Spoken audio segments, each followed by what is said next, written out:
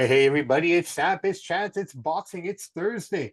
On this episode of SAMP&CHANCE, guys, we are going to go back, take a look at Shakur Stevenson's fight. We're also going to take a look at the robbery that they're saying of Oshiki Foster. Also, Boots Ennis is fighting this weekend, his debut for Matchroom. All this and so much more on this episode of SAMP&CHANCE. So strap in and thank you for letting us into your ears.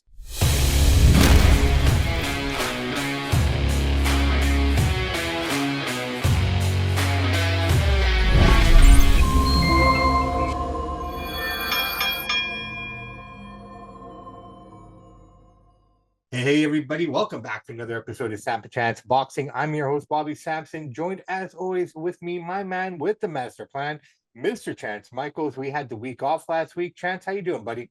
I'm feeling good. How about yourself? Feeling good, man. I mean, I realized last week was nice to recharge and feel, just take that time away. But I tell you what, man, 2-3 days into it, I was itching for my laptop. Like I made a point of saying, I'm not touching my computer for the week. I'm just going to focus on everything else. And I did. And I was Yeah. fairly busy. It wasn't no lack of anything to do. But having not being able to do this, I really realized how much that pulled at me. Yourself? Well, yeah, it's a routine. It's studying for the show. It's getting excited for the boxing, wrestling, whatever we're doing. And when you don't have it, it's like, oh man, I miss doing it, right? So you're itching to get back. But it's good to take a week off, refresh your brain a little bit and come back and ready to kick some butt. Yeah, absolutely, brother, man. And it was kind of funny. It's like I've always said, work hard, work hard. I was working hard. I'm sure you've been working hard. Yep. Just not having this piece in my life made me feel lazy in a way.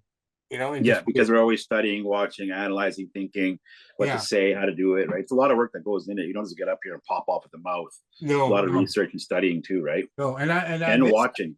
I'm watching, I mean, to be fair, what we get to do, we're very fortunate and very lucky that we are able to do this. And have some of the guests that we've had on from wrestling and the boxing, guys that we thought we never talked to that we have. So yeah, very lucky. People that we've met, that too. Around, being able to meet, some of the greatest people in the industry. We've met David Benavidez, we've met Tiafimo, we met all kinds of guys. 100%. And the list is going to keep growing and growing as we keep growing and growing. So guys, welcome back to the show. Let's get the ball rolling. I want to get right into Shakur Stevenson. Let's get this round started. And here we go. All right, straight up, right off the bat, Shakur Stevenson fought his fight. I mean, I don't know what else to say about that. I just straight up, he is a defensive fighter. And, it's ironic. He is from New Jersey, but he fights like the 95 New Jersey Devils in the Dead Puck era. I mean, this fight really showed me his shortcomings. And I'm a huge Shakur fan. And it hurts me to say these things. But, I mean, defensively, he's sound as heck. But, I mean, outside of that, offensively, he has a lot to work on. And this really showed a lot tonight or on Saturday night. What do you think? Absolutely boring fight. Boring. So bad that people are leaving the building. Bob Aram's pissed off because ESPN was showing the people leaving the building.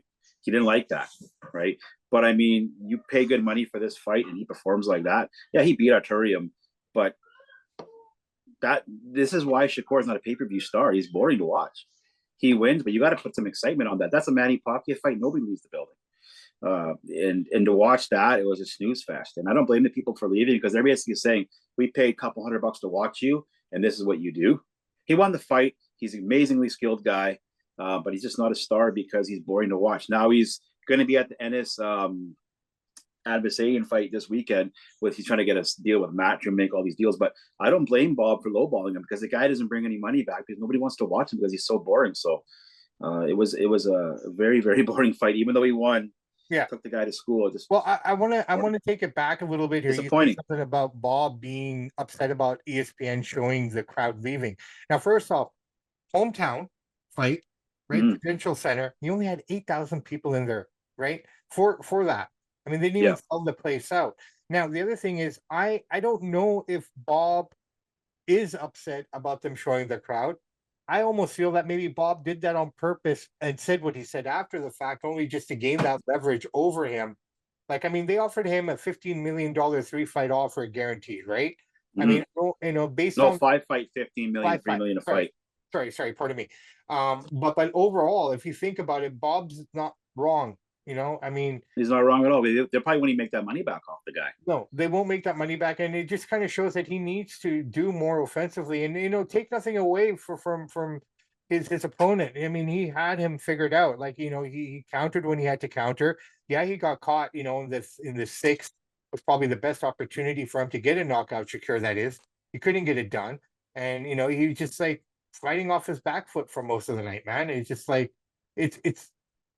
I get it. I mean, it's a good fight if you're a defensive fan, which I am. I do like defensive boxing. It's a huge part of it.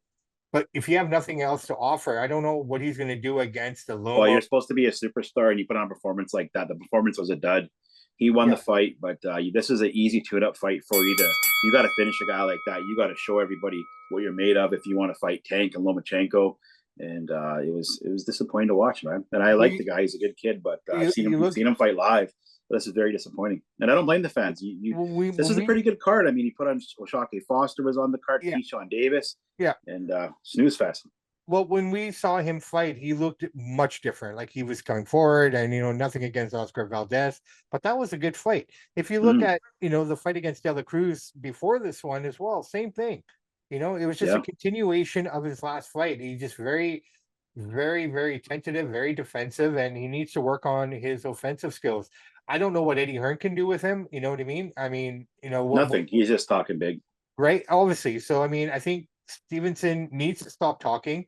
And out of all the guys that talk, he's not even that bad, but he's not backing up anything he's saying, and that's the biggest problem here. And having your own fans walk out on you and boo you—that's just horrible. When you're fighting a guy like Arturium, you need to finish that guy off. You need to at least have a dominating performance, hurt him, and TKO him, but you weren't able to do that. And Arturium coming off a defeat as well, his first defeat, and getting a title shot. I don't understand how these things work. But anyways, that's for another day. All right, let's get right into it. Also on their card, we had O'Shaquie Foster get defeated by what a lot of people are calling robbery. I don't think it was robbery. Yeah, I think he won, but I don't think it was that bad. I think, his opponent just really, he won 3 or 4 rounds. I'm not saying that Foster didn't win, but I don't think it was as bad as people are making it out to be. In my opinion, the Estrada Bam fight, that was more of a travesty, because even though that Bam won and knocked him out, if you look at the scorecards, one judge had the fight for Estrada up to that point. What did you think? Did you think it was robbery? I don't think it was robbery. Yeah, it was pretty bad. It was a bad decision. Bad decision. One judge had it for O'Shaquie Foster. The other two had it for Canseco. I couldn't believe it. I had 8 rounds to 4 for O'Shaquie. I thought he easily won the fight. I was surprised I heard those scorecards, and he has a right to be pissed off, because Aaron was pissed off with that decision too, because I thought it was a robbery. I mean, O'Shaquie, he's a better fighter. He had more shots, landed more, dominated more. I don't know what those judges were seeing, honestly. And I agree with you. I think, I'm not saying you're wrong. I just don't think it was highway robbery. But I think the thing is, if you looked at the way O'Shaquie fights, it's very similar almost to, not to a T, but he's very defensive as well. I think he could have done a little bit more to get those judges in his corner. I mean, there were a lot of close rounds there, right? I mean, I gave O'Shaquie, or I gave 4, 5, and 6. What's his? What was sorry? Robson Canseco. Robson. I gave Robson, 3 to 4 rounds, like you did, right? But I mean, game 4. But some of those rounds were so close; it could have gone either way. So that's why I'm saying I didn't think it was robbery. Yeah, I think O'Shaquie won, Foster won, but there's worse cards that we've seen that should be gaining that kind of attention. I think that's the point I'm trying to make. Yeah, and I mean, there is a rematch clause here, but it's not going to happen because everybody knows O'Shaquie won, so they won't fight again just because. I mean, it's pretty clear cut, kind of like the Haney Lomachenko thing. We all know Lomo won. Could have been a rematch, but is there really a point? We won't see a rematch here. It's too bad for O'Shaquie because he did win. It wasn't a great fight. No, it's definitely better than the Stevenson fight. And it's too bad because going into this card, you had Stevenson, you had Foster, you had Keyshawn Davis. So it did look like a good card on paper, and the 3 big stars just didn't really show up, and wasn't that exciting. But you never know. But I thought O'Shaquie won. And then that's what I was going to say, and that's what I was going to mention here. This card overall, like Top Rank's killing it all the time, right? But just like wrestling, just like everything else we kind of cover here, there are those nights that these promotions aren't going to have a good night. Show up. and this was a dud of a card. I hate to say it. I mean, I don't think it helped that they were, so underpopulated in that crowd. I mean, it was just really, really sad. I mean, 8,000 people showed up for Shakir, hometown boy, and not to get Well, in. it's because he's not exciting to watch. Yeah. The problem. No, I get that completely, but you figure, okay, hometown crowd, this and that, something. I thought at least 12 to 15,000 people, not eight. I mean, less than 8,000 people. I wasn't surprised. I mean, even when we seen him fight Valdez, it was good, but it's not like, oh my god, this guy's like Lomachenko or Tank Davis. Those guys are must watch. Tyson Fury's a must watch. Like Shakur's an amazingly gifted fighter, super skilled, but boring. Garcia, for all his faults, he's exciting. People Well, I want to tell you watch what, it, but man. this guy's like watching paint dry. Well, I tell you what, I think that Shakir has the ability to be one of those guys, and you know what, we kind of saw it a bit when we were there with him in Vegas, but he's just kind of really taken to the shelter of defensive boxing. So, like we said before, man, I think he needs to go back The and thing is, like, you can be a defensive fighter like Mayweather or Bernard Hopkins, but they'll still go in the trenches with you. They'll still, if you try to rough up Mayweather, he'll still fight you for a bit. He'll get out of there. But Shakur wasn't even doing anything like well, that. He was that's just the playing it problem. so safe and so boring. And And that's the problem. He needs to change that, right? He has to take some chances. I mean, if he ever decides to fight a Tank, I mean, I think he would be Tank's hardest challenge because of his defensive ability.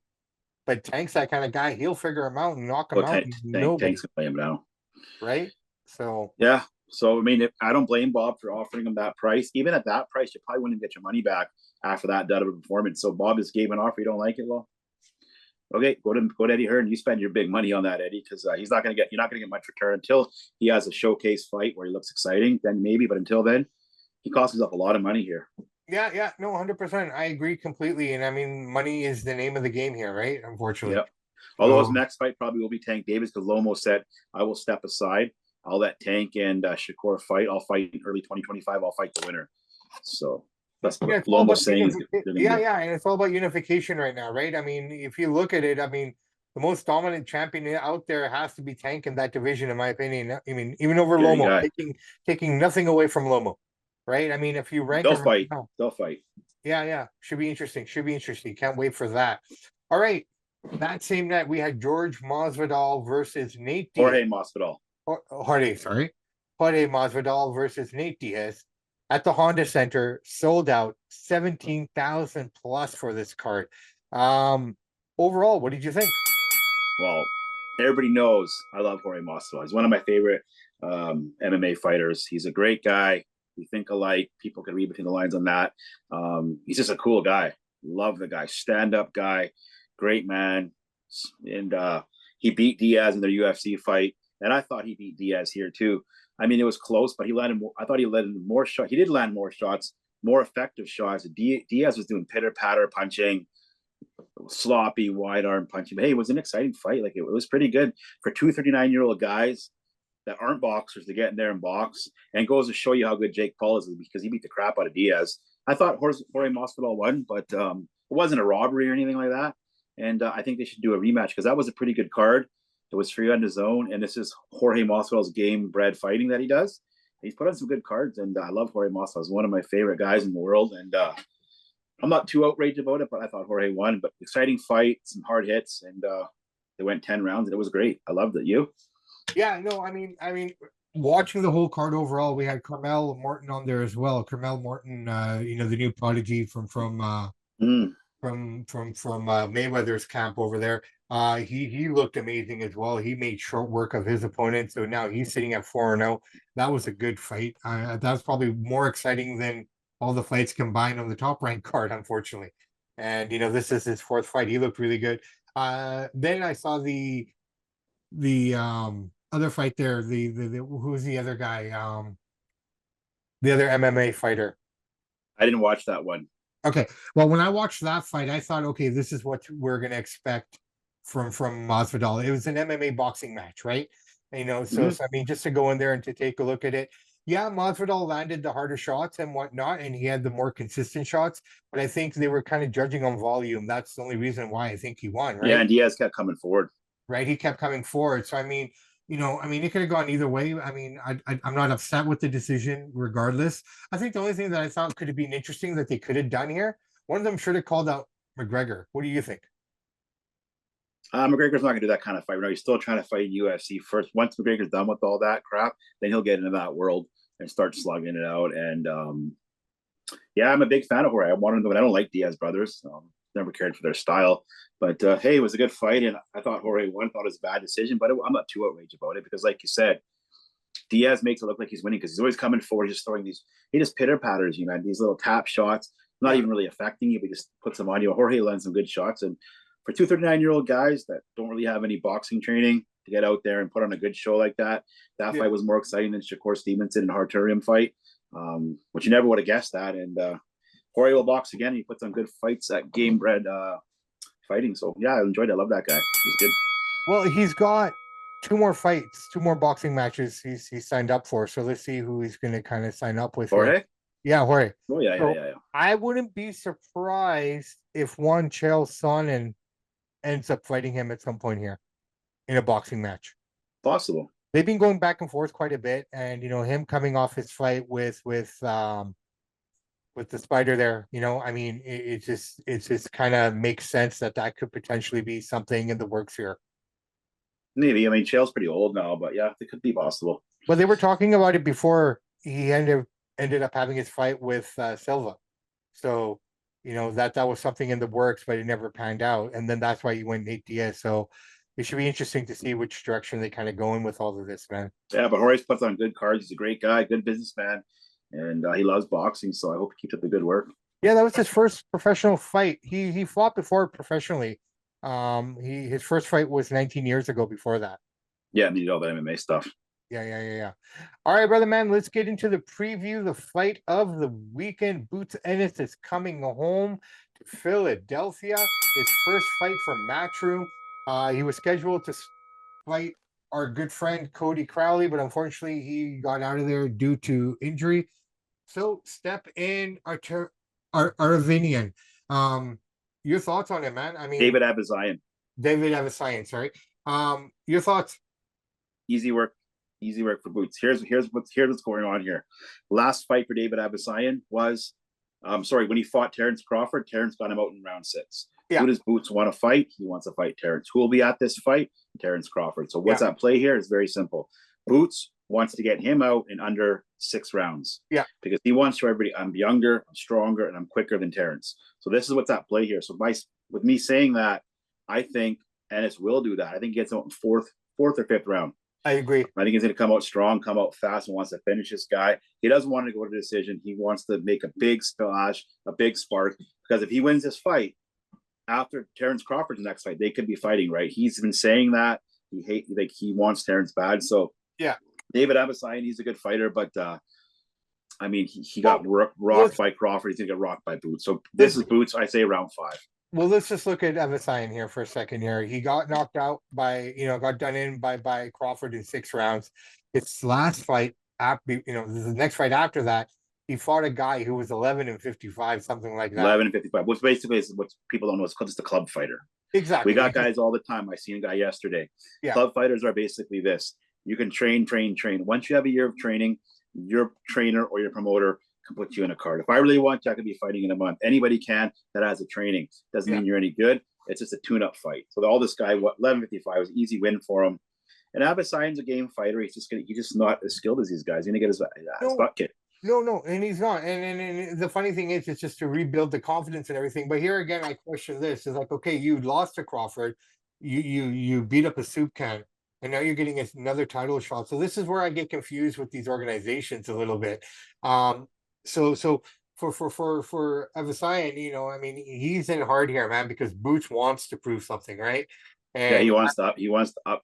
My only concern with Boots is he looked really drained at the press conference. I don't know if that's something to consider here or think about, but he just didn't look comfortable at the press conference. I don't know. Maybe it's just, he's just anxious to get this fight on. He wants to get on. He hasn't really fought a big name opponent, right? He wants to get. He hasn't fought any here. And yeah, he's excited. He's ready to go. Wants to finish this guy off, and he wants to fight the likes of Crawford. Wants to make big money, and but easy work for him. Is a year off? Are we looking at any ring rust here, though? Like, I mean, would that be potentially what would cause it to go later rounds? No, he's too young and too skilled for that. If he's a little bit older, I'd say yeah, maybe. But at this age, at how good this guy is, how skilled he is, forwards, backwards, he can do everything you want. I don't think it'll be a problem. Maybe a round or two might be a little bit slow, but he's going to finish this guy off real quick. I'd be shocked if it went past 6. But you never know. I'm gonna say it's under 5. Yeah, have it round 5. Like I said, he's going to get rid of him. He wants to one up Crawford, and what better way to do it? Put him out 1 round before you did. So we'll see. What's Vegas saying? Oh, it's a joke. It's you got to put down $2,000 if you want to make $100. He's 20-1 favorite. Yeah. There's no point. If you want to bet on Avicii 8-1, $100 will pay you $800. But he's a massive favorite. They have no respect for him because different skill levels here, right? It's not even a contest. This fight, anything can happen, right? We'll see. Yeah, well, I mean, let's see. I mean, you got Sky Nichols on that card as well. So I mean, it's not the most exciting undercard. But you never know, man. Surprises do happen and whatnot. But yeah, there we go. We got 4 rounds in the bag, my friend. Anything in the world of boxing history and Canadian history? Yeah, so for Canadian boxing history, yesterday, Raz Barrington Francis's book, Tiger's Tale, came out. It's on Amazon. It's doing #1 for boxing selling books, which is pretty good. It's like top 10 in the category immigrants, and I can't remember the whole category is, but anyways, it's doing pretty well. So pick up that book. We'll put the link up there. That just came out yesterday. Good read. I've read it. You've read it. It's pretty good. Yeah. We'll have them on here eventually. Awesome. Tiger's Tale, it's a good book. Yeah. If you like, even if you're not a boxing fan, it's a good story. No, it's a really good story. I really like it. I like the way it was told. It's almost like you could see it becoming a movie of one day. You know what I mean? Just the way the story starts and just the whole trajectory of the whole story.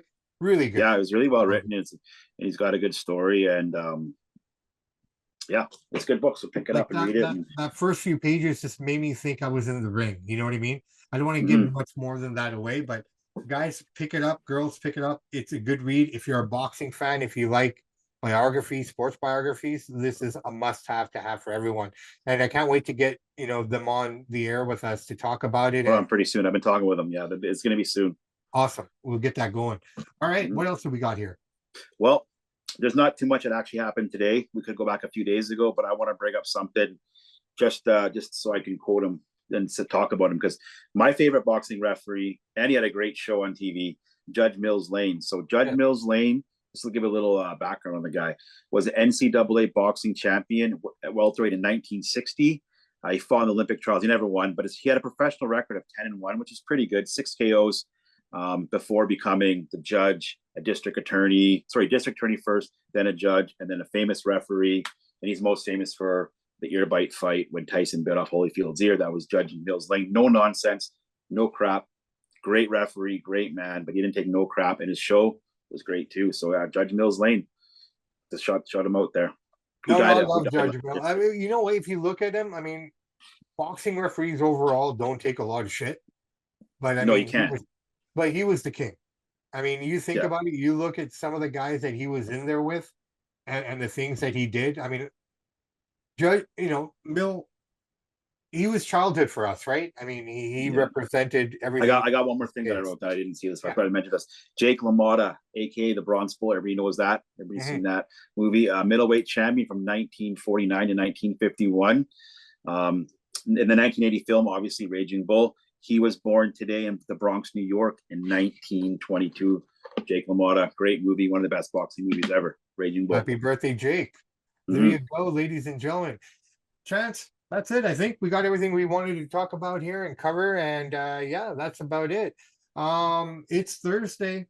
That means it's Friday Eve. So that means the weekend is here. And depending where you are, where we are, we're in tank tops because the weather is just so beautiful. So that means people are going to be out at the beaches and doing their thing. So guys and girls, if you're going to be out there, but like we always say, just make it so you get home safe. That's the only thing that matters, is that you get home safe to your families. It doesn't matter what you do to enjoy yourself, because we all have our things, but just remember to get home safe.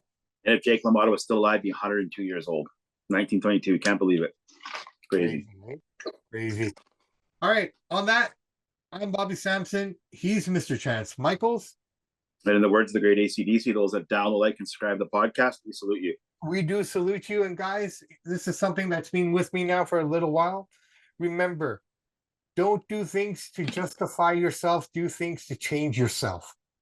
Remember that. And also remember, no matter what you want to achieve in life, keep going for it and surround yourself with people who want to support you. Because people who don't support you and people who hate on you hate themselves. On that note, Samp and Chance, have a great weekend. We'll see you Tuesday.